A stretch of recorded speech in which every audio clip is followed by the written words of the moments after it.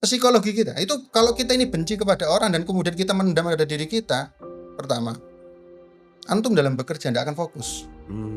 Ya enggak? Karena apa? Menahan beban luka, menahan kebencian, menahan tidak suka kepada orang itu berat loh itu. Sesek loh itu. Kadang kita nangis sendiri nggak tahu masalahnya apa kan gitu kan. Maka ketika saya minta, saya ingat saya nggak tahu dilakukan apa tidak. Nanti kita konfirmasi nanti. Saya minta waktu itu, Mas, antum tulis, saya bilang. Antum tulis mulai dari orang yang paling kamu benci Oke. sampai paling bawah. Masih ingat ya? Iya. Jadi saya minta untuk ditulis itu. Ketika kemudian saya mentolat tahajud, bawa nama itu, tulisan itu, doakan terbaik kepada mereka. Wah. Doakan kebaikan kepada orang-orang ini. Jadi setelah lapang dada, urusan jadi mudah. Orang itu kalau kemudian dimudahkan urusannya, kemudian dia yakin kepada Allah, mikirnya tenang. Kalau mikir tenang, fokus tadi, produktif, dia bisa kemudian mikirkan inovasi-inovasi bisnis dia gampang. Kan begitu. Maka ketika inovasi itu jalan, maka apa? Itu menjadi daripada gerbang rezeki kan? Betul enggak? Nah itu.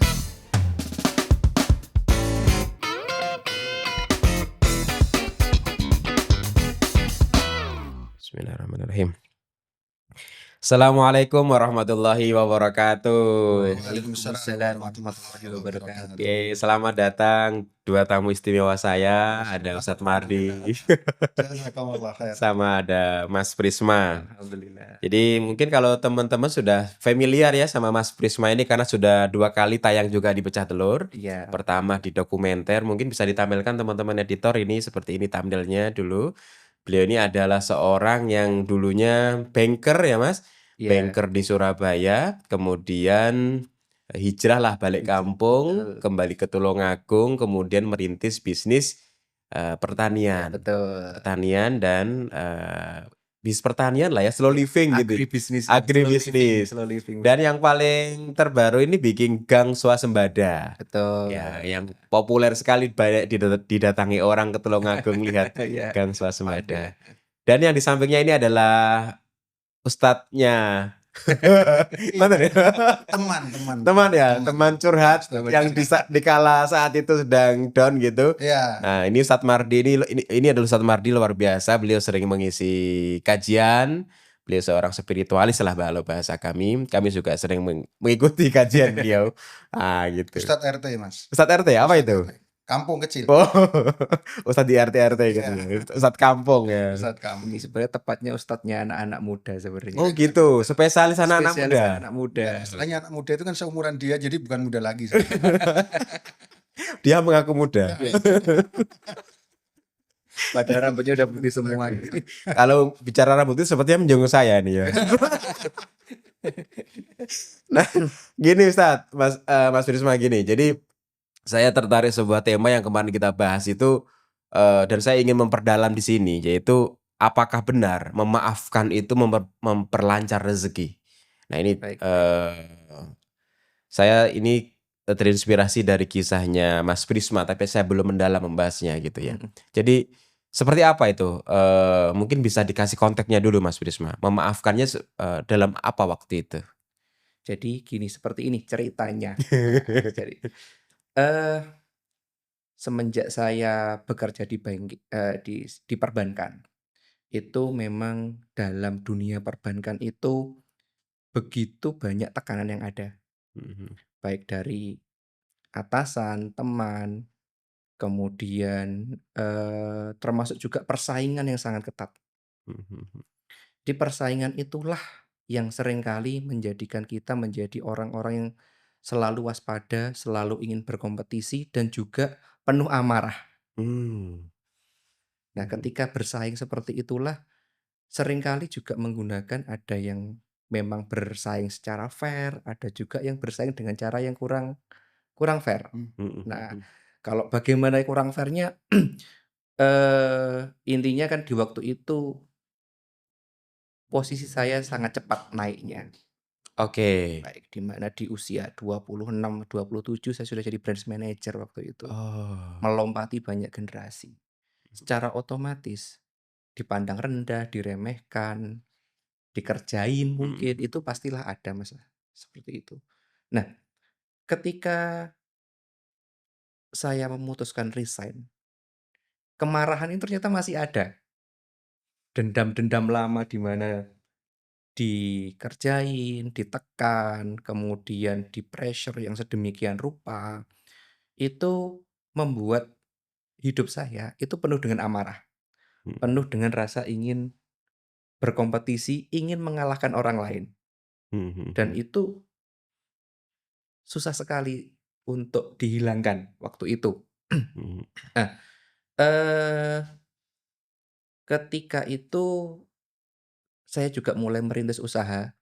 Nah, ternyata berbalik dengan tema tadi, ketika ada rasa marah, mhm, mhm, ada rasa dendam dengan masa lalu, dendam dengan orang-orang yang mungkin berlaku kurang baik, entah bagaimana mhm. itu ternyata juga membuat sesuatu yang kita jalankan banyak yang kurang lancar. Oh gitu ya? Betul, Mhm, mhm. jadi yang ada di hati itu hanya satu, ingin membuktikan, ingin mengalahkan, ingin Mmm. menunjukkan bahwa saya bisa, saya paling wah, saya harus unggul meskipun di luar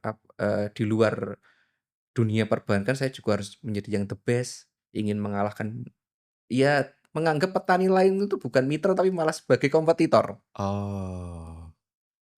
sampai seperti itu, Mas. Tapi rasa-rasanya seperti itu umum deh. Seperti rasanya maksudnya saya juga seperti itu mungkin ya. Jadi menganggap katakanlah konten kreator lain itu bukan sebagai mitra tapi sebagai kadang-kadang memandang sebagai wah ini bagaimana biar bisa kayak nyalip gitu kan. Iya betul, Ah gitu seperti kan. itu, heeh. Berarti sini saya kontaknya relate ini berarti.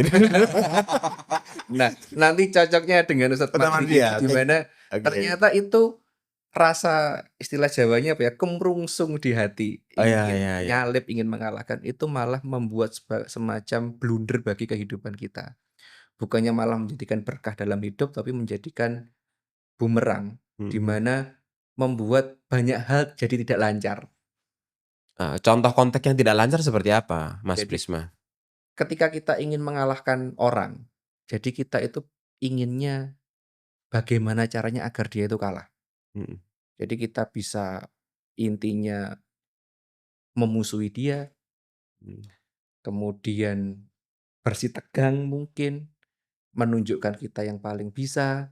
Nah, dampaknya apa? Orang-orang malah menjauhi, mmm, semakin tali silaturahmi semakin renggang. mhm, Apalagi kalau sudah masuk ke area-area fitnah-fitnah mulai muncul. mhm, Seperti itu. mhm, mhm. Fitnah-fitnah mulai muncul. Nah, itu kan malah semakin merenggangkan Hubungan. hubungan, Hubungan. betul. Nah, sedangkan dalam bisnis itu networking itu paling penting. Oh, paham paham paham paham, oke. Iya Ketika iya kita jadi iya. menjadikan orang lain itu musuh atau kompetitor, secara otomatis hati kita itu berjarak. Nah, Mmm, sedangkan bisnis itu yang paling penting itu adalah networking atau jaringan pertemanan. Nah, bagaimana kita bisa mencari rezeki jika kita musuh kita di luar banyak? mhm mhm mhm mhm. Bagaimana kita bisa, intinya rezeki kita jadi berkah kalau dalam hati kita itu pengen musuhan sama semua orang. Oke oke oke. Ketemulah sama beliaunya. Oh, ini gimana? Dulu ketemunya gimana dulu?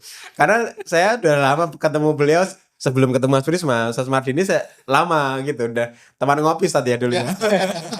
Dulu sebelum setenar sekarang ya. Sebelum se-RT sekarang ya. Sekarang kan jadwal RT-nya padat gitu.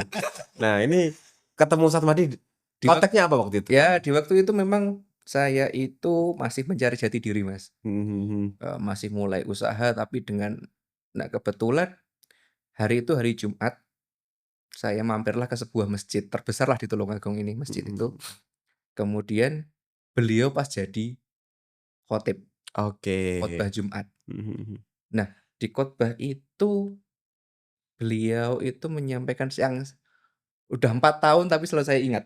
Waduh, Sudah 4 tahun. itu Oh, berarti kejadian 4 tahun yang lalu ya? 4 tahun yang Mungkin lalu. yang khotib sendiri lupa, Iya, tapi yang samiinnya pendengarnya ingat. masih ingat karena Apa itu ya? Jadi penasaran. transformasi hidupnya di situ, Oke oke. khotib. Beliau menyampaikan bahwa ada 2 sahabat Nabi waktu itu menemui Nabi, "Ya Allah Mhm ya Rasulullah, saya tuh pengen doa-doa saya itu diijabah oleh Allah. Bagaimana caranya? Oke. Sahabat yang pertama dibilangin, "Kalau kamu ingin, apa namanya, doa-doamu diijabah, perbanyaklah sujudmu." Mhm. Nah, untuk namanya siapa sahabat mungkin ditanyakan langsung ke Iya iya Ustadznya iya. nanti. Kehidupan. Nah, Iya iya. itu yang pertama. Yang kedua, ini yang mungkin nembak. Mhm mhm. Yang Eee, pertama kurang lah ini ya yang tadi? pertama okelah berarti tapi juga ada Ada nembak oh juga? jangan-jangan waktu itu Kurang sujud gitu ya? dosa-dosa apa, doaku banyak yang belum terkabul, masih banyak yang belum belum impian-impian belum terrealisasi gara-gara sholatku berantakan nih gitu Iya loh. iya iya iya. Yang kedua, jika ingin doamu diijabah maka jagalah makananmu. Jadi jagalah, eee, Halal. kehalalan dari yang kamu makan. Mhm. Mmm. Terus saya mikir, waduh langsung gitu, jangan-jangan nih yang saya makan selama ini ada unsur-unsur yang tidak Halal. halal nih, di mana saya mikir apa kerja di perbankan itu seperti itu, apa gara-gara seperti itu, apa gara-gara saya juga sering nyusahkan orang atau gimana. Akhirnya mikir, eee, jangan-jangan karena itu rezeki saya Nggak juga bermasalah. oke. Den Berarti ini ketemunya sebelum resign ya sama Ustadz Mardi ya? eee, Sudah kayaknya. sudah Oh resign, sudah ya? baru Baru resign oh baru oke resign oke oke oke. baru resign, di Mhm. mana tapi masih penuh amarah membara, Oke oke. ingin Tadi ing kompetisi tadi ya? iya, inginnya tuh setelah resign bisa langsung sukses, Mhm. tanpa melalui proses yang padahal di waktu itu seharusnya memang, eee, kita harus membersihkan hati dulu, baru bisa mencari rezeki yang enak. Heeh, Oke oke oke. mhm. Lantas kalau yang memaafkan tadi konteksnya sama Ustadz Mardi yang kapan itu? Jadi tadi kan, Nah, atau Ustadz Mardi dulu kali? Saya nambah aja mungkin ya. Oke Ustadz, siap. Mungkin nanti kalau kurang ditambahin gitu. betul Iya betul iya. betul. Kalau kelebihan dikurangin Ya, juga boleh. Mmm, jadi kalau pertemuan dengan beliau memang saya ingat betul ya, karena waktu itu saya ingat saya di Selasar sebelah utara satu masjid itu, saya duduk dia datengin kan gitu. Dan itu ya saya juga belum begitu, kayak baru beberapa hari ya, mungkin hitungan pekan lah saya berkenalan dengan Mas Prisma ini. Ya dia menceritakan tadi lah banyak hal tadi, Heeh. ceritakan tentang baru resign dan lain sebagainya, kemudian mulai merintis usaha, tapi ya tadi kemudian merasa sering ditipu oleh karyawannya dan lain sebagainya atau mungkin partner dan lain sebagainya. Mmm. Qadarullah waktu itu, ya mungkin materi khotbah Jumatnya yang saya lupa tadi, itu mengena gitu kan. Iya iya. Nah, ya tadi sebenarnya yang Mas Prisma waktu itu sampaikan tuh lebih kepada perasaan tidak nyaman, Mhm. gelisah gitu ya, betul. gelisah, bingung, ya anxiety tadilah. Mmm. Dia sebenarnya sudah di posisi tidak punya masalah, tapi di dalam diri dia seakan-akan masalah itu berat gitu loh. Mhm mhm. Dia berkumpul bersama keluarga bisa tersenyum, tapi batinnya itu menangis mungkin begitu lah, Mhm. kalau bahasa lainnya. Mhm mhm. Ya ala kulli hal Allah Subhanahu wa taala itu yang menakdirkan semuanya. Qadarullah malamnya sebelum saya khutbah Jumat itu ya dalam rangka untuk mempersiapkan itu, Mhm. saya juga membaca salah satu doanya Nabi Musa waktu itu. Mmm. Rabbishrahli sadri wa yassirli amri wahlul 'uqdatam min lisani yafqahu qawli. Ketika Nabi Musa mendapatkan SK pertama dari Allah Subhanahu wa taala untuk kemudian berdakwah kepada Firaun. Menurut saya waktu itu ya relate saja permasalahannya Mas Prisma ini, ya meskipun kalau tidak bisa disejajarkan karena beratnya jelas beda. Mhm. Jadi Nabi Musa itu kan juga begitu. Dia berdakwah, ditugaskan mendapatkan tugas untuk berdakwah kepada penguasa yang pernah menjadi ayah angkatnya, Mmm. sekaligus yang pernah memerintahkan pasukan untuk membunuhnya, Mhm mhm. Firaun waktu itu. Firaun ya. Maka saya ingat saya waktu itu karena dia menyampaikan tentang rasa kekhawatiran, ketakutan kok kemudian masalah itu kayak terus tiba gitu ya, ada kebencian dan lain sebagainya tadi disampaikan tadi kepada benci Mas ya, Iya benci. kebencian begitu. Maka saya ingat saya waktu itu saya ya sekali lagi saya beranikan diri saja. Saya pegang dadanya beliau saya ingat saya. Saya Mmm. pegang dadanya beliau, "Mas, apa yang antum rasakan itu sebenarnya juga dirasakan oleh banyak orang. Mhm. Tetapi seringkali yang membuat kita menjadi susah itu diri kita sendiri. Mengapa? Karena luka lama kan gitu ya. Luka lama yang kemudian tidak bisa kita rilis, tidak bisa kita lepas, itu membuat kita ini kemudian sempit dada kita, sesak dada kita, kemudian kita gampang suudzon dengan orang lain. Maka kemudian saya minta sama beliau, Mas, sampean itu kan ya saya yakin tahajud jalan.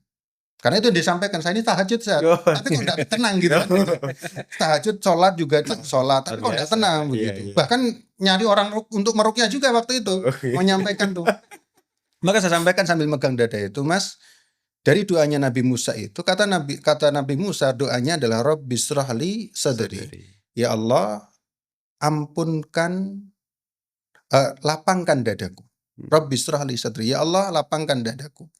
Wa yassirli amri, dan mudahkan urusanku. Ayat ini menurut saya waktu itu, dan sampai sekarang saya masih memahami itu, bahwasanya Allah ingin mengatakan kepada kita, mudahnya urusanmu itu bukan karena kamu punya kemampuan, bukan karena kemudian kamu punya kapasitas, bukan. Tapi kenapa? Karena Allah lapangkan dadamu, kemudian karena lapang itu Allah berikan kepadamu kemudahan. Kan begitu doanya Nabi. Ya Allah, lapangkan dadaku, wa yassirli amri. Kalau doanya orang sekitar mungkin seperti biasa, kita akan meminta, ya Allah mudahkan urusanku. Kalau masalah kan begitu. Betul. Tapi kenapa Nabi Musa dengan urusan sebesar itu, doanya adalah Rabbishrahli sadri. Ya Allah, lapangkan dadaku, baru kemudian wa yassirli amri. Tidak mungkin Al-Qur'an itu kemudian kenapa lapang dada didahulukan, kan bukan sesuatu yang tiba-tiba, mesti ada alasan kenapa kemudian lapang dada dulu dan sebagainya. Maka ketika saya minta, saya ingat saya tidak tahu dilakukan apa tidak. Nanti kita konfirmasi nanti. Saya minta waktu itu, Mas, antum tulis, saya bilang. Antum tulis mulai dari orang yang paling kamu benci. Oke. Sampai paling bawah. Masih ingat ya? Iya. Jadi saya minta untuk ditulis itu. Dari orang yang paling dibenci sampai kemudian orang yang tingkatannya levelnya paling bawah lah.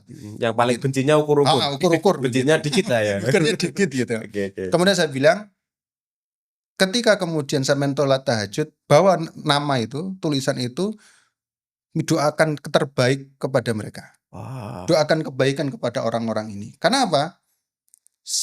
Untuk belajar melapangkan dada kepada seseorang, orang yang pernah melakukan kesalahan kepada kita, orang yang kita benci, itu kan kita seringnya kan keburukan. Maka bagaimana melatihnya? Ya kita doakan kebaikan. Itu kita paksa diri kita untuk kemudian memberikan kebaikan. Doakan yang terbaik. Luaskan rezekinya, amankan dirinya, berikan kebaikan kepada keluarganya, panjangkan umurnya, sukseskan, maksimalkan dalam bisnisnya. Itu yang saya sampaikan kepada beliau. Dan ya begitulah, itu yang saya ingat saya seperti itu. Lah masalah kemudian selanjutnya seperti apa, itu kan perjalanan batin dia kan. Perjalanan batin dia. Oke, kita kembali lagi ke Mas Risma. Itu listnya masih ada, Mas Risma ya? Terus terang, saya sempat nulis. Oke. Tetapi setiap nulis itu emosi. Nulis aja emosi. Nulis emosi. Berarti saking beratnya ya. Saking beratnya ya. Nulis itu emosi. Karena gini, jadi saya itu menurut saya itu dalam hidup saya itu dekat banget dengan yang namanya fitnah. Fitnah itu banyak yang saya alami. Sampai difitnah gitu ya? Iya, fitnah dalam juga istilahnya fitnah dunia ya, fitnah dunia. Begitu mudahnya saya itu mencapai sesuatu. Begitu mudahnya saya itu mempelajari sesuatu. Begitu mudahnya saya itu mendapatkan sesuatu. Sehingga seringkali membuat orang lain itu seperti menganggap saya adalah kok enak banget. Kok enak banget. Dan muncullah kadang hal-hal yang memancing emosi saya. Ketika kemudahan-kemudahan itu ternyata mendatangkan apa ya namanya, ibarat serangan balik bagi saya. Oleh Allah mungkin saya dianugerahi dengan banyak hal di waktu itu. Salah satunya kemampuan analisa, kemampuan apa yang menyebabkan kemudahan saya dalam bekerja, tapi juga menyebabkan orang lain menjadi kurang nyaman dengan saya. Hasad Ya, dan ya, Hasad dan sebagainya, sebagainya. betul.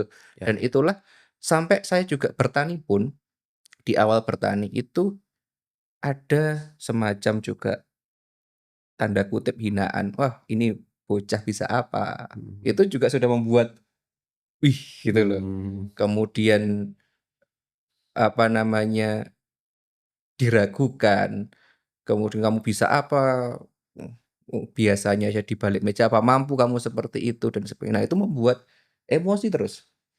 Dan saya Mhm. memang istilah beliaunya itu nyebut saya sumbu pendek. Gampang Ini emosi gitu iya ya, ya. bocah sumbu pendek ini. Nah, betul, itulah. Nah, dengan bertemu beliau itu ketika dipegang dada, Oke. lapangkanlah dadamu. Mhm. Berarti saya harus memaafkan semua orang yang tanda kutip mau memfitnah, mau apa namanya, menghina, mengejek dan sebagainya. Mhm.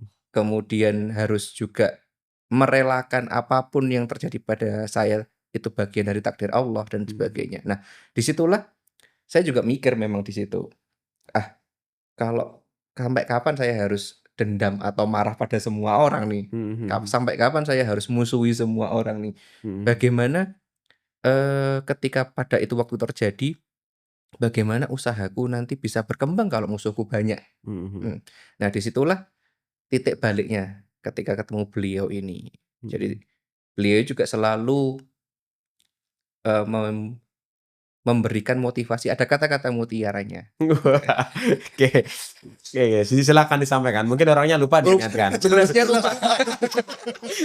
Jelasnya Oke. lupa itu. Siap, siap, siap. Jadi dunia ini tidak butuh orang-orang hebat, tapi butuhnya orang-orang baik. Mhm. Jadi apapun Masa iya, Mas? iya, Tolong diingatkan saat kapan dia mengucapkan itu. bener lupa kan? Bener lupa. Apakah di teras itu di waktu yang sama atau di waktu yang lain? Ini bisa saja saya emosi nih. Iya, iya, iya, iya. Ya, jadi Iya, iya, iya. memang apapun kamu, titelmu apa, mau kamu jadi kepala branch Iya. manager, CEO, atau apapun, tapi kalau kamu tidak ada hatimu baik, nggak Mhm. akan ada gunanya itu di Siap, siap. Saya mau kembali lagi ke Ustadz mhm, Mardi nih ya. Jadi ketika Ustadz memegang dadanya, saya juga kadang-kadang penasaran kenapa ketika katakanlah kita ketemu dengan ulama begitu ya, ataupun ustadz begitu selalu seperti itu, Ustadz. Jadi saya juga pernah ketemu sama Habib Umar waktu itu, dia juga sering kali seperti itu memegang dada jamaahnya atau orang yang sedang berkonsultasi kemudian didoakan atau itu yang ingin saya tanyakan dulu. Itu memang seperti apa kok? Kenapa kok seperti itu, Ustadz? Iya. Mungkin saya mulai dulu ya, untuk memberikan pembukaan dulu. Ini kan terkait dengan tema kita nih. Ini Ini agak melenceng berarti. agak melenceng dulu sebelum saya menjawab. Oh, siap, siap, siap, siap. Kita ini kan seringkali begini, ketika kita berbicara tentang rezeki ya, Oke, oke, oke. orang itu kan membahas atau secara umum kita ini mengenali rezeki itu kan harta, Iya, iya, iya. kemudian pekerjaan, gaji, usaha, kan selalunya begitu. Iya. Yang kita lihat itu adalah hasil daripada ikhtiar lahiriah. Heeh, heeh. Tapi kita lupa bahwasanya Islam itu menjadikan rezeki tidak hanya ikhtiar lahiriah bentuknya tadi, Mhm, tetapi ada ikhtiar kolbi, ikhtiar iman hati kita mhm, mhm. terkait dengan kepasrahan kepada Allah Subhanahu wa Betul. taala. Maka coba lihatlah, orang yang kemudian punya bergelimang harta lah, banyak harta, Mhm, tapi dia sempit dadanya. Dia tidak merasakan kebahagiaan, dia tidak merasakan ketenangan, keluarganya tidak harmonis, mhm, emosian tadi, mhm, mhm, dan lain sebagainya. mhm, mhm. Tapi berapa banyak juga kita dapatkan orang yang tidak terlalu banyak harta, cukupan lah gitu ya, tapi hidupnya tenang, hatinya nyaman, keluarga juga kemudian rukun, harmonis, dan kemudian dia ini dicukupkan oleh Allah Subhanahu wa taala dengan semua kebutuhan meskipun tidak punya harta yang banyak, tapi Mhm, Allah cukupkan semua kebutuhannya. mhm, Maka seringkali kita harus sadar bahwasanya ternyata penyakit hati, di antara penyakit hati itu ya tadi, kesusahan untuk memaafkan orang, mmm, dendam, benci, Yang itu kemudian apa? Membuat kita ini sempit dada, sesak, gelisah, dan kemudian kita ini seringkali memendam ini kan lama. Ya enggak? Ini luka loh itu. Iya, betul. Perasaan itu peluka. Itu luka yang lebih parah daripada luka fisik loh itu. Yang kalau kemudian itu terus kita biarkan, enggak kita rilis daripada diri kita, yang ada apa? Semakin sempit, semakin sesak, kita semakin kemudian tambah benci kepada orang yang kita benci tadi semakin besar, dan bisa jadi bahkan berakibat kepada doa kita yang mungkin sulit, bahkan untuk kita mengucapkan doanya sulit keluar itu karena kebencian kita. Maka doanya Nabi Musa tadi, Rabbi shrah li sadri wa yassir li amri, itu yang kemudian mengajarkan kepada kita untuk memberikan maaf dengan melapangkan dada kita.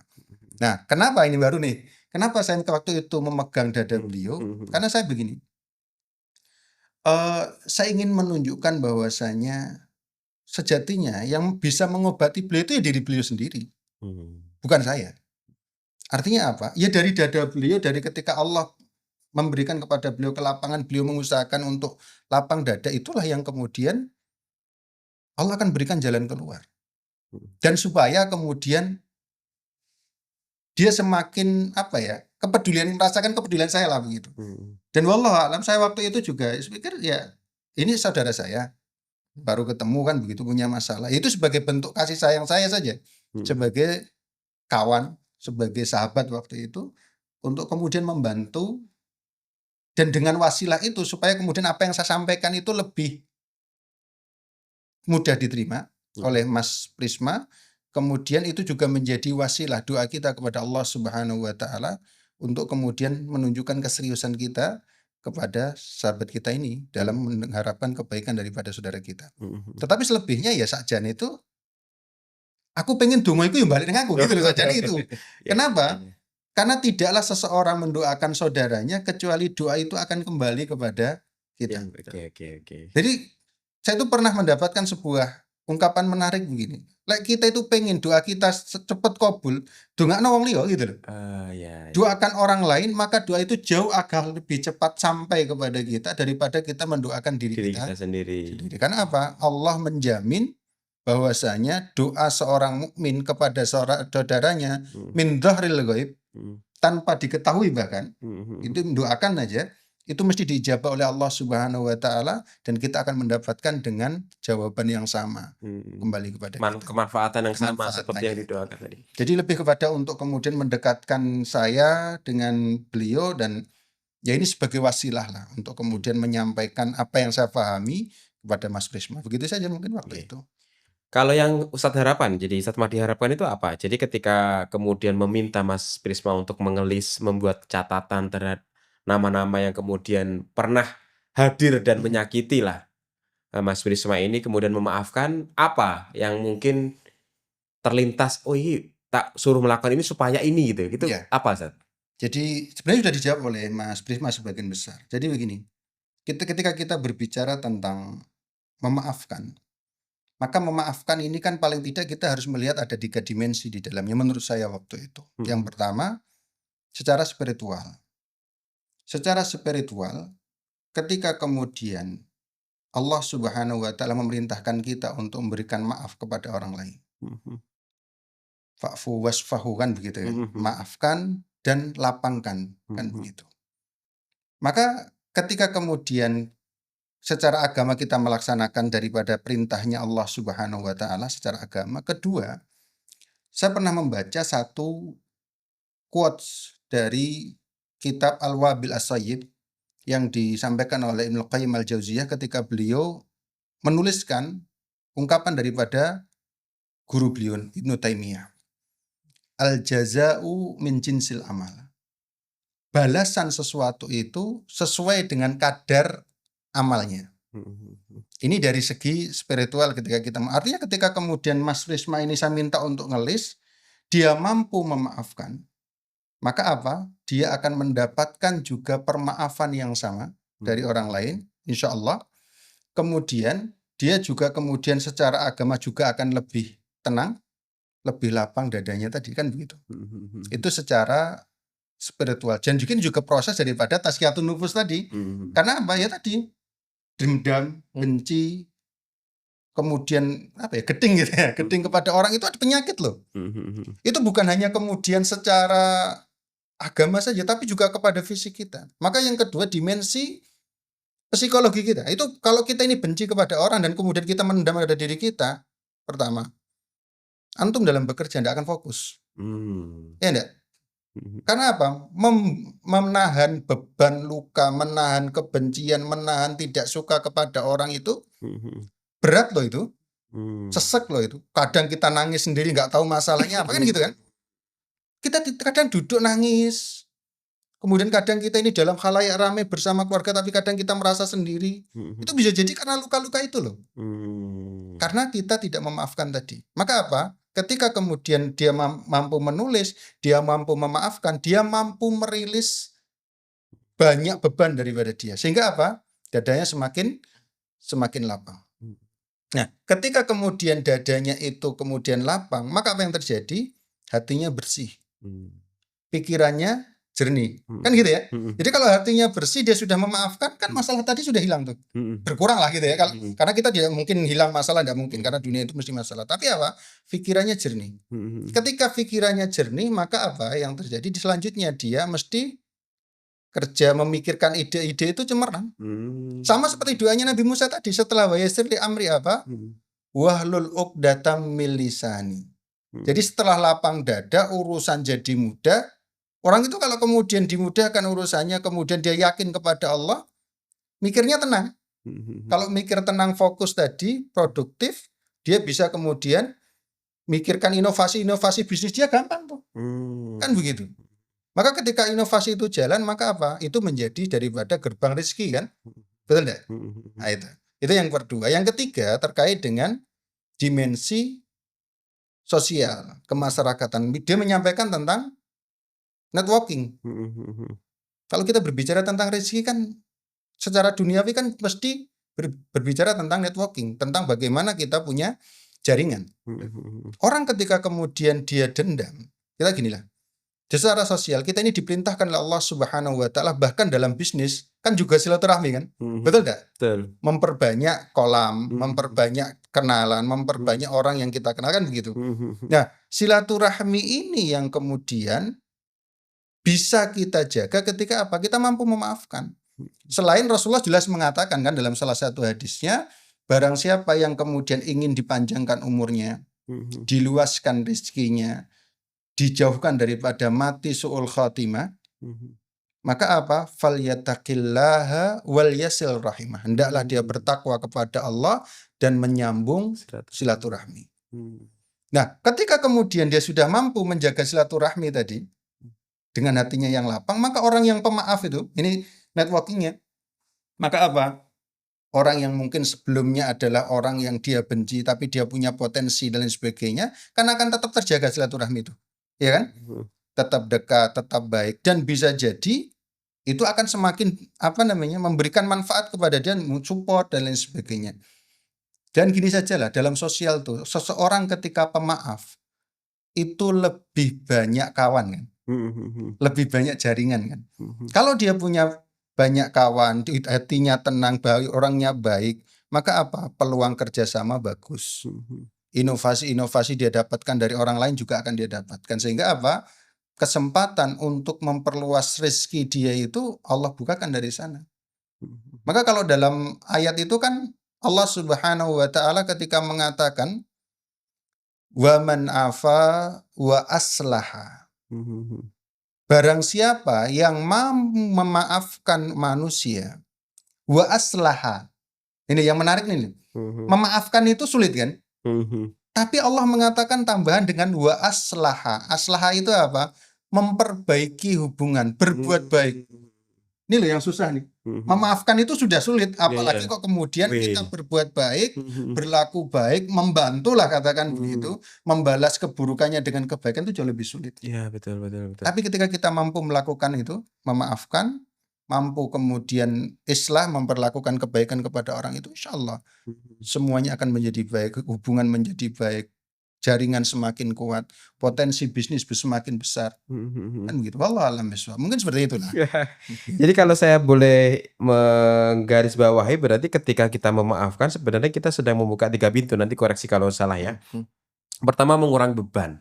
Betul. Karena ternyata menyimpan amarah, menyimpan tidak memaafkan itu sebagaimana kita sedang menahan beban yang sangat berat. Berat. Betul. Maka ketika kita memaafkan, beban itu seenggaknya ya dikurangi perlahan, Betul. apalagi kalau sampai habis gitu ya. Ya. Jadi akan sangat ringan sekali hati kita begitu. Kemudian yang kedua, nanti akan saya perdalam tentang networking. Kemudian yang ketiga adalah tentang ternyata ketika kita memaafkan, maka doa kita cepat diijabah juga oleh Ya, Allah betul. Subhanahu wa taala. Nah, ini yang poin kedua, Mas Prisma. Jadi kan Mas Prisma kan marahnya itu kan kepada orang yang di masa lalu kan, yang pernah menyakiti Mas Prisma kan. Betul. Iya kan, yang pernah membuli kah, yang pernah meremehkan dan sebagainya. Tapi kok kemudian muncul di saat sekarang atau di saat waktu memulai bisnis pertanian itu dan merasa itu mempengaruhi networking. Padahal kan orang yang di sekitarnya itu kan juga bukan orang yang bersalah kepada Mas Prisma ya. Kok pengaruhnya ke orang sekitar itu? Jadi kalau kita masih menyimpan rasa dendam, Mhm. itu kadang membuat kita itu melihat orang sama A priori. a priori, betul. Jadi Oh. seolah-olah orang-orang yang di sekitar itu juga akan memperlakukan saya sama dengan orang-orang yang dulu. Oh, oke. Jadi kita sudah bentuk istilahnya defend, Mhm. membentuk suatu pertahanan diri di mana saya nggak mau sama ini, nggak mau sama itu, Mhm. karena nanti jangan-jangan gini, jangan-jangan gitu. Oh. Nah, itulah yang menyebabkan rezeki itu sulit, Akhirnya terhalang juga terhalang ya. juga karena Mhm. seharusnya terus. networking-nya iya terputus. Contoh lah, saya itu ketika sudah jalan usaha ini belum lama ini, Mhm. masih sering kali melihat BUMN itu sesuatu hal yang paling kayak gitu kayak dulu. Tempat Ibaratnya saya kerja punya dulu negatif gitu ya. pikiran negatif. Oke. Tapi pada waktu bersamaan saya ditawari konsultan di BUMN. salah satu BUMN. Oh. Nah, kalau dengan rasa saya yang seperti itu yang masih dendam, mungkin ya agak akan saya terima mungkin. Oke. Nah, ketika saya sudah, udah, ya udahlah, bismillah, saya ingin cari rezeki halal, cari banyak teman lagi, udah saya terima. Dan akhirnya kok bisa nyambung dan juga bisa menjadi kebaikan juga bagi banyak orang. Nah, juga di dunia pertanian. Ketika kita dibohongi lah, misalkan, pakai obat ini ternyata obatnya nggak cocok. Di marketingi lah ya. Betul, seperti itu. Di marketingi. Nggak cocok. Nah, dengan itu kita kan kalau kita nggak memaafkan dia atau kita masih marah, wah loh orang kok gini, kok bohongi. Padahal kalau kita ambil hikmahnya, dengan itu kita bisa belajar. Kalau nggak lewat itu, kita nggak akan tahu obat yang benar itu apa. Nah, seperti itulah. Nah, intinya dengan rasa marah kepada orang masa lalu yang kita hapuskan, itu membuat pikiran kita tenang, kemudian kepada semua orang kita berpikir positif, networking berjalan, akhirnya bisnis juga secara otomatis juga bisa berjalan juga dengan baik. Baik. Kalau yang ini Mas Risma, jenengan sudah melampaui beberapa hal tentang sakit hati, kemudian sekarang memaafkan. Dengan perasaan sekarang ini apa yang jenengan rasakan saat ini? Saat ini kalau saya itu melihat orang dengan kacamata istilahnya kalau lakum dinukum waliyatin gitu loh ya. Jadi kono-kono. Kono-kono itu saya tidak ingin mencampuri urusan banyak orang. Saya tidak ingin juga mendengarkan gosip-gosip tentang orang karena itu menambah beban bagi saya. Tapi juga saya ingin fokus membina relationship saja. Fokus membina hubungan yang baik, fokus pada bisnis, fokus juga pada bagaimana membantu sesama. Itu aja sih maksudnya yang saya rasakan itu. Yang jelas ya pasti lebih plong lah di dada daripada misalkan ginilah, saya tiba-tiba nggak suka sama Mas Agung gitu, kan Iya. juga nggak nyaman duduk seperti ini, Iya. nggak bisa ketawa-ketiwi. Tapi kalau kita, ya udahlah, bismillah kita bekerja sama, kita berteman, ya mau posisi di warung kopi, mau di mana, kita tetap bisa santai, bisa Iya. ngobrol dengan enak. Jadi sekarang lebih plong, lebih kono-kono bahasanya. Iya, Kono-kono. mau dihina, mau I di apa ya, nggak ada masalah. Misal katakanlah saya mau mencoba menjabarkan kono-kononya Mas Prisma itu bagaimana? Misal katakanlah kono-kono boleh dikatakan kan cuek ya. Jadi Iya, ketika Mas Prisma kemudian bertemu dengan orang yang jahat begitu atau berbuat jahat itu berarti bagaimana? Dibiarkan atau didoakan berbuat atau jahatnya seperti apa? Ke saya maksudnya, itu berbuat jahat. berbuat jahat kepada bisa jadi kepada Mas Prisma atau berbuat jahat kepada orang lain gitu? Kalau saya lihat kalau dari kacamata saya sendiri dulu ya. Jadi kalau misalkan ada orang yang sudah berlaku ndak kurang baik pada saya, pada Mmm, keluarga, eee, selama tidak membahayakan, hanya sekedar omongan, mhm, pasti saya maafkan. mmm, Hanya sekedar omongan, mhm, kemudian, eee, kalau yang penting jangan fisik, jangan mhm, merusak. Itu mhm, kan sudah beda kalau urusannya seperti mhm, itu. Tapi kalau hanya diomongin jelek, diomongin, difitnah atau ndak ada masalah. mhm, Saya doakan semoga diberikan hidayah, semoga diberikan, eee, diampuni dosa-dosanya, ya sudah seperti itu, di hati lebih tenang. mhm, Begitu juga kalau misalkan lagi ngumpul, ada orang yang merasa didolimi atau saya bilang kepada orang itu bahwa, "Sudah, maafkan aja, tenangkan batinmu, didoakan, insya Allah kamu juga akan ditolong oleh Allah," seperti itu. mhm, Mhm. mhm. Ustaz Mardi barangkali ada perspektif lain atau terkait yang kita baru discuss tadi? Tadi ya saya surat Asy-Syura ayat 40 tadi. Allah Subhanahu wa taala itu mengatakan begini, "Wa jazaa'u sayyi'atin sayyi'atum misliha." Balasan terhadap suatu keburukan itu adalah keburukan yang sama.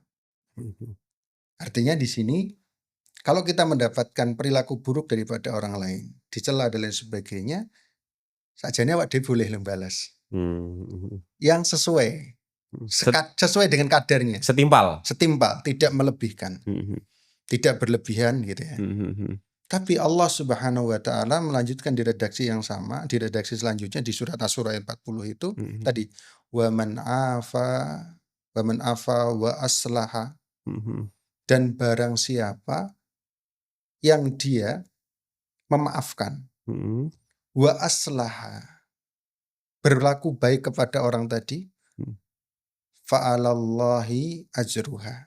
mhm, Maka Allah Subhanahu wa taala, di atas Allah lah, di sisi Allah lah balasannya. mhm, Allah tidak menyebutkan secara spesifik balasannya itu urusannya dimudahkan, rezekinya dilancarkan, atau apapun. Tapi Allah mencatat dengan balasannya di sisi Allah. Artinya apa? Betapa besarnya nilai keutamaan ketika seseorang itu mampu memaafkan, terlebih kemudian mampu berperilaku baik, bersikap baik kepada orang yang pernah menyakiti dia. mhm, Itu adalah sesuatu yang harus kita ambil tadi, bahwasanya di dalam ketika kita berbicara tentang memaafkan, bukan hanya sekedar kemudian kita ini melepas beban tadi, tetapi sejatinya adalah kita ini mengamankan diri kita dari satu penyakit yang kronis. Karena apa? Bisa jadi ketika kita ini lemah di dalam memaafkan orang lain, kebencian terus kemudian ada dalam diri kita, itu juga akan berpengaruh kepada cara kita berperilaku loh, seperti tadi kepada orang lain bahkan. mhm. Kan yang menyakiti orang-orang di masa lalu. Betul, betul. Ya kan begitu? Ya. Tapi kemudian ternyata karakter itu, benci, dendam, itu Iya. terbawa untuk kemudian bersikap kepada orang lain. Yang dia nggak tahu apa-apa. Ya enggak tahu apa-apa begitu. Kenapa? Sudah ada Iya, barrier duluan kan. iya, iya. Orang paling datang ke saya itu nyari memanfaatkan Iya. saya, paling begini, engkau paling akhirnya ya aku dihapusi. Memang memaafkan itu bukan sesuatu yang kemudian ringan. Mhm, Tetapi juga memaafkan itu bukan berarti kita melupakan perilaku orang loh. Ini yang mhm, perlu kita catat tuh. mhm, Jadi memaafkan itu bukan berarti kita melakukan dia pernah menipu, bukan kemudian kita lupa Lupa dia pernah tipuan, menipu enggak. gitu kan. Tapi kita tandai dalam tanda kutip gitu. Ya, Saya maafkan apa yang dia lakukan, tetapi untuk kemudian muamalah kita berhati-hati kan begitu kan. ya. Itu tetap menjadi catatan, bukan kemudian kita plong-plongan, bukan begitu. Karena kita juga perlu belajar kan, jangan sampai kita terjerumus ke dalam satu lubang yang sama Iya, kedua dua kalinya. kali, tiga kali, Tiga bahkan lima kali. gitu. Berarti kita termasuk orang-orang yang bodoh gitu ya. Maka kita belajar daripada situ. Iya. Dan kemudian memaafkan itu juga kemudian pertama tadi yang selanjutnya adalah kita ini berusaha untuk kemudian menyelamatkan diri kita. Jadi dari penyakit tadi melapangkan diri kita, melepaskan beban kita, memudahkan rezeki kita, termasuk juga dengan memaafkan itu apa? Kita menyelamatkan saudara kita. Tadi loh, mendoakan baik, ya kan? Berat kan? Tapi itu cara paling gampang, bukan paling gampang sih. Cara paling sulit ya, tapi paling cepat untuk kemudian melembutkan jiwa kita. Melembutkan dada kita, melembutkan hati kita, dan melapangkan dada kita. Kenapa? Orang yang paling kita benci kemudian kita doakan kebaikan, sobat-sobat ya. Yang kalau bukan kemudian, tapi itu harus kita paksa tuh. Mungkin sekali, belum, 2 kali, terus kan begitu. Maka ada sebuah ungkapan ulama yang menarik itu. Wala uhibbu ayyu'aqaba ahadun bisababi. Saya itu tidak suka kalau ada seseorang yang dia akan disiksa oleh Allah karena sebab aku. Karena melalui sebabku dia diazab oleh Allah. Karena kedustaan dia atasku. Karena dia mendolimiku. Karena dia memusuhiku. Faqad afautu ala kulli ahadin mimman dolamani. Maka karena saya tidak ingin kemudian membuat seseorang itu disiksa karena aku, maka saya senantiasa memaafkan. Saya sudah memaafkan siapapun yang pernah menyakitiku, pernah memusuhiku, atau pernah mendolimiku. Beliau melanjutkan dengan ungkapan yang menarik. Sesungguhnya manusia itu, idza afal insana, kalau dia memaafkan manusia. Jadi kalau kita memaafkan manusia, orang yang melakukan kesalahan kepada kita, mendolimi kepada kita, memusuhi kita, mungkin ghibah kita, kemudian kita maafkan, maka apa? Kata beliau, akan lembutlah jiwanya, akan luaslah dadanya. Jadi jiwanya itu lembut, terang, dadanya menjadi lapang, wa wajada halawatal iman, dan dia akan mendapatkan atau mampu merasakan manisnya iman. Manisnya iman itu apa? Bisa melihat kebaikan dalam setiap takdir Allah. Bisa melihat kesempatan dalam kesulitan yang kita hadapi. Bisa melihat kebaikan dalam setiap musibah yang mungkin menimpa kita. Karena Ibnu Qayyim al-Jauziyah itu mengatakan bahwasanya seorang mukmin itu selalu melihat kebaikan dalam setiap takdir yang Allah berikan. Yang halawatal iman, manisnya iman tadi, terangnya jiwa kita, lapangnya dada kita itu a'dham, lebih besar daripada ketika kita menikmati pembalasan. Daripada kita menikmati membalas orang tadi. Itu jauh lebih besar, lebih mulia daripada itu semuanya. Oke. Jadi ya insya Allah, artinya gini, memaafkan itu bukan hal yang sepele, luar biasa. Makanya tidak semua orang mampu loh itu. Maka Allah pun mengatakan wa jazaa'u sayyi'atin sayyi'atun misluha. Balasan keburukan tuh yo. Jadi gini, lek bapakmu dieleki karo wong, gitu ya. Lek kamu itu dicela sama orang, ya celanan balas ndak apa-apa. Ning pokok aja melampaui batas. Tapi lek kamu kok kemudian bisa memaafkan, syukur bisa berbuat kepada orang itu lebih baik, dan kami Allah yang akan membalas secara langsung. Ini sepertinya Mas Trisma kayaknya mau ngomong ini ya. Tak lihat ini dari tadi wajahnya kayak menahan gitu. Ini betul.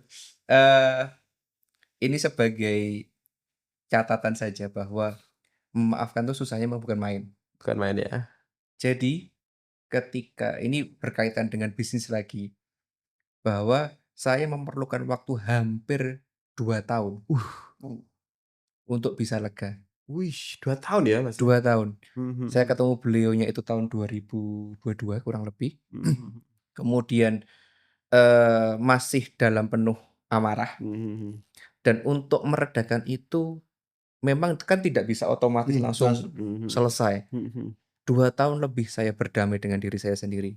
mhm, Selain juga, apa namanya, dengan tazkiyatun nufus dengan beliaunya, juga belajar Al-Qur'an juga dari namanya Ustadz Mufid, mhm, kemudian belajar hidup sesantai tapi juga beriman dengan salah satu ustadz namanya Pak Ustadz Nur Effendi. mhm. Mhm, Wih, banyak sekali Ustadznya ya? betul, jadi memang saya tuh ini kuncinya, networking, berteman. Katanya kan, orang wong soleh kumpulono.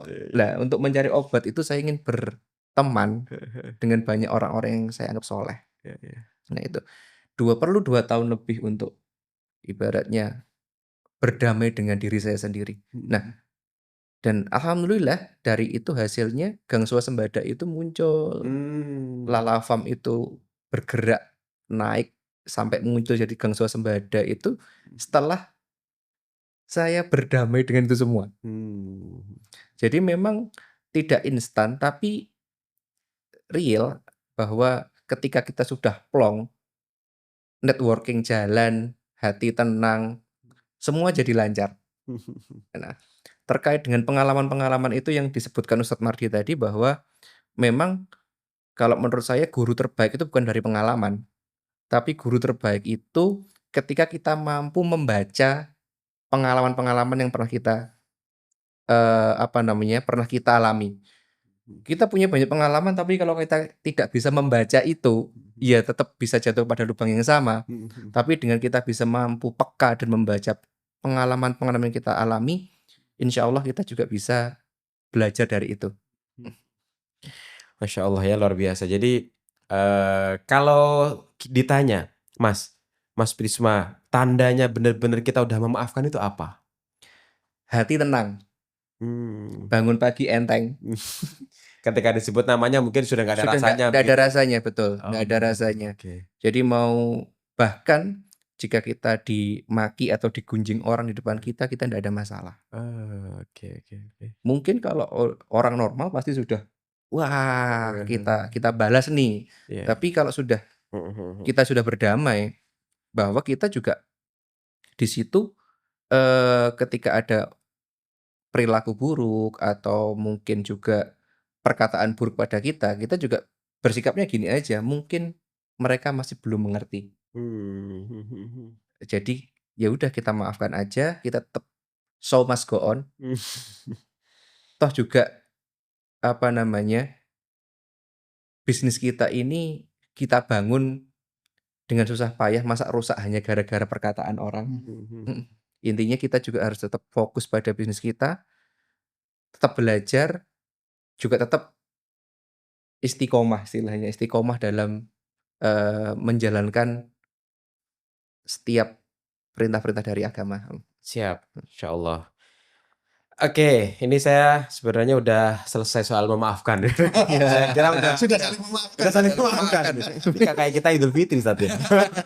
Membahas memaafkan. Apa ini kita tayangkan Idul Fitri aja ya? Nah, ini yang salah. Sebenarnya Oh gitu ya? Ini salah. Ini salah ya saya? Salah. Aduh, mohon maaf Pak itu. Kita ini seringkali menganggap Idul Fitri itu sebagai momentum untuk Memaafkan, ya.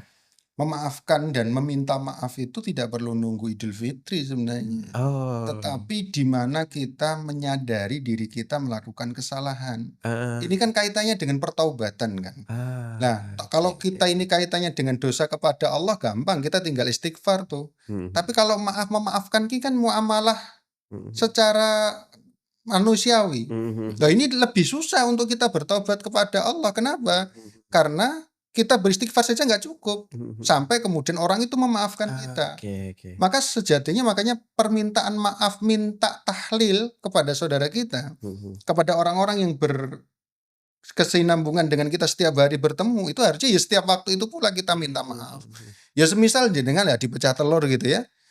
Ketika kemudian mau ada briefing mungkin sore hari gitu sebelum mulai minta maaf lah supaya apa? kan belum tentu besok bisa kembali lagi ke studio. Kalau udah mati gimana? Iya betul. Kan itu. Kalau nunggu Idul Fitri Iya. masih belum mati. Aku tadi mau ngomong gitu. Kalau kita sampai Idul Fitri. Kalau udah. Jangan kok Idul Fitri, nanti sore aja kita Nggak tahu, sedang bicara ini belum tentu juga kita akan masih dalam kondisi hidup kan gitu. Maka tahlil ini penting gitu. Ini mohon maaf ya. Gak apa-apa. Nah tadi kan insya Allah maaf kan udah kelar nih ya. Nah saya tuh ada sedikit penasaran lagi Ustaz. Tadi di akhir segmen kita kali ini tadi Ustaz Mardi bilang kan, jadi sempat nyebut anxiety. Nah, saya ingin bertanya ini, jadi korelasi antara memaafkan dan anxiety apakah ada korelasinya begitu? Ya, kalau anxiety itu sebenarnya memang ada hubungan, meskipun tidak secara langsung ya. Dan semua manusia itu sebenarnya punya kekhawatiran. Kan anxiety itu kan kekhawatiran yang terlalu Was-was yang was-was yang terlalu berlebih Ya, kepada diri berlebih. kita. Kadang ketakutan kita itu tidak beralasan gitu loh.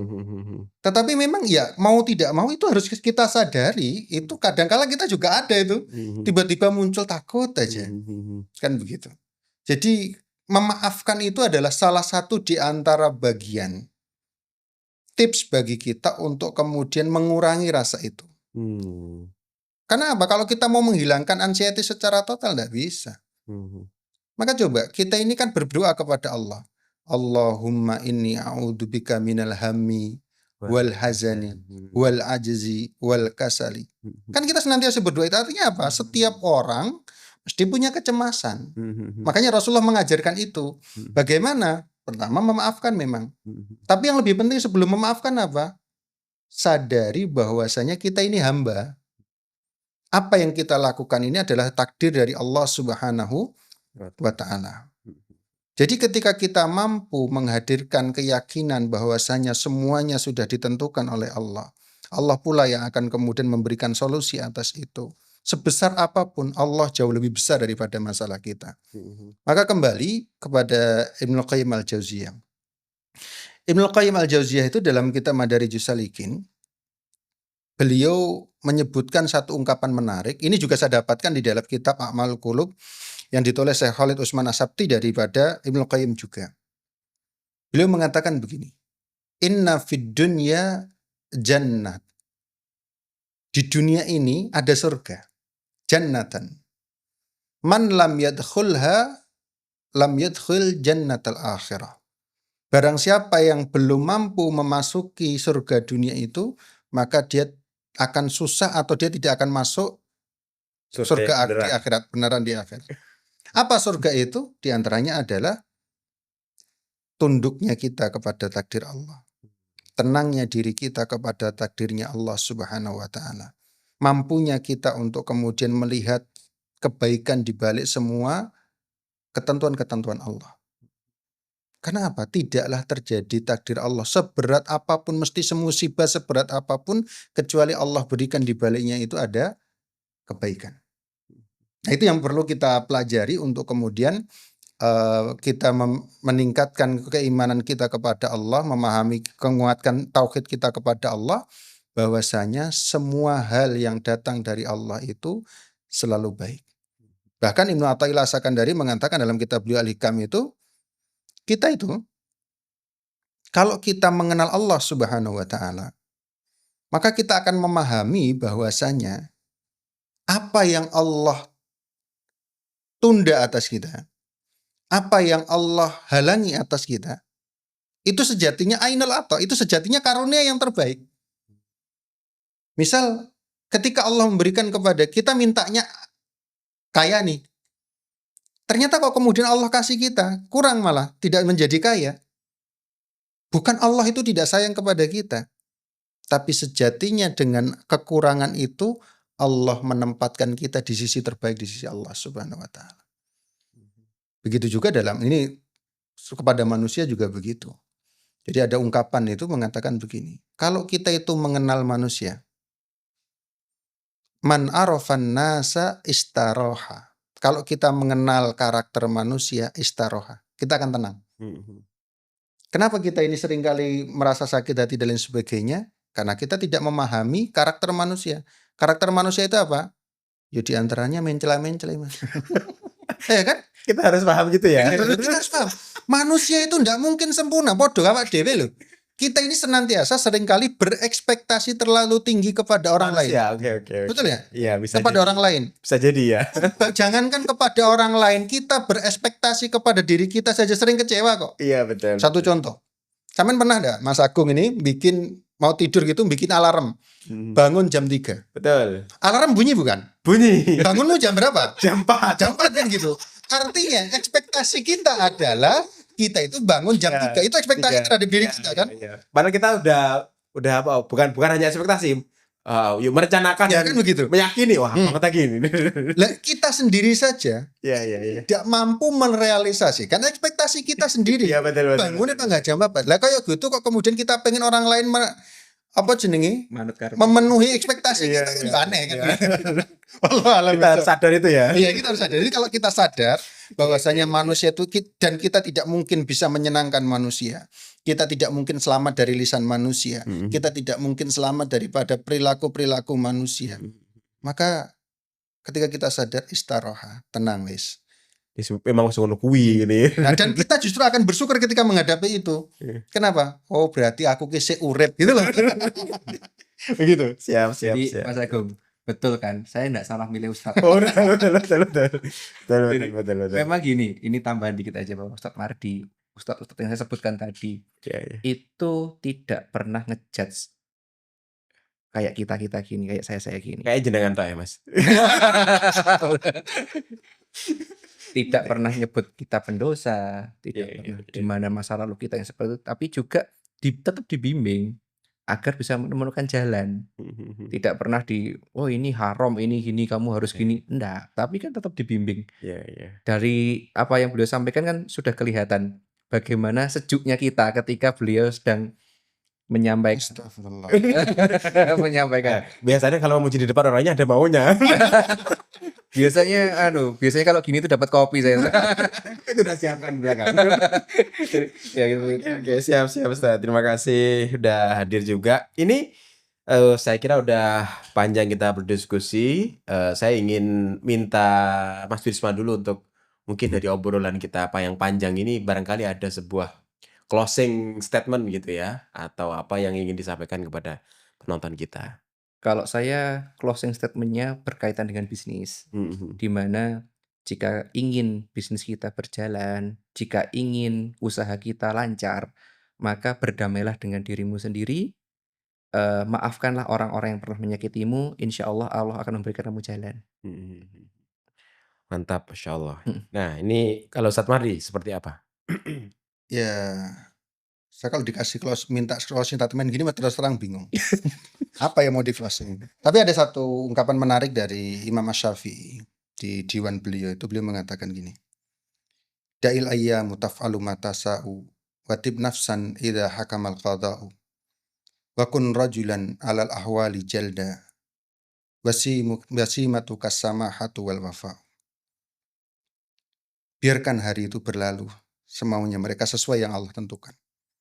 Watib nafsan idza hakamal qada. Dan tenangkan jiwa kita ketika takdir itu menyapamu. Wa kun rajulan 'alal ahwali jalda. Jadilah seseorang yang senantiasa kokoh kuat dalam setiap keadaan. Wasimatu kasamahatu wal wafa'u. Nilaimu adalah pada samahah, kelapanganmu terhadap orang lain, wal wafa, dan menepati apa yang layak engkau tepati. Itu Mas. Masya Allah, mantap sekali.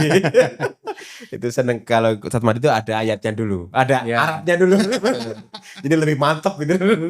Terima kasih Ustadz Mardi sama kita udah hadir di podcast gua yang pecah telur. Semoga bermanfaat untuk kita semua dan untuk penonton kita pecah telur. Sampai jumpa di next episode teman-teman. Assalamualaikum warahmatullahi wabarakatuh. Waalaikumsalam warahmatullahi wabarakatuh. Insya Allah, alhamdulillah. Alhamdulillah.